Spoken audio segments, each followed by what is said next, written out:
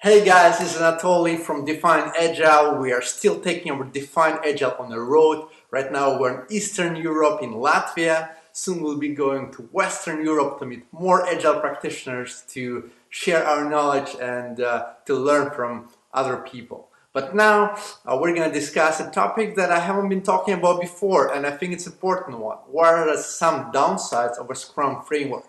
You know that I like Scrum Framework. I think it's a great when you're starting doing Agile. It has a very rich process and it can help you to move to Agile in the right way. However, there are some downsides for Scrum and sometimes it might not be the best framework for you anyway.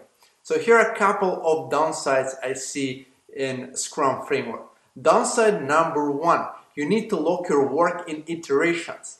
Let's say you have a changing requirements and let's say you work in a team where you're reacting to some stakeholders coming to you and you need to be very fluid in how you react.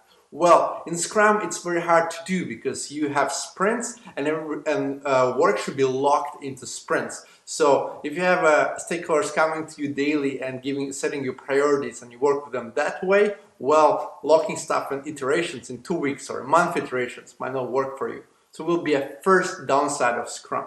The second downside of Scrum that for organization, it will require a big organizational change. You need new roles like Scrum Master and Product Owner. You need new process and meetings like retrospective, sprint planning, daily Scrum. All of those require you to change how you work now and adopt this new way of working, which is great, but it might require you to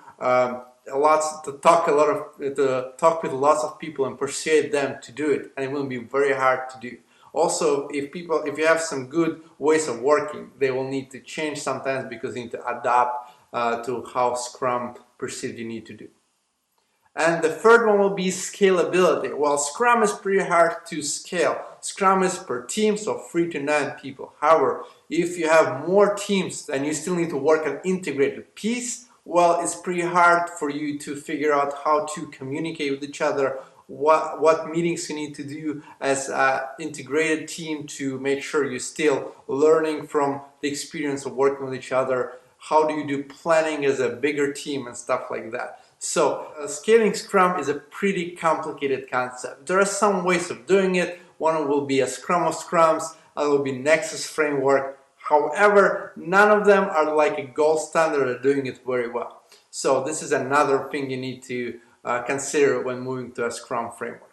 Well, those will be 3 things I see downsides for Scrum framework. If you know some more, please put them in the comments down below. I really appreciate you commenting and liking the videos, subscribing to my channel because I do it for you. I appreciate you. I really value our relationship, so please subscribe and be active in this community. This is all for you to bring you value.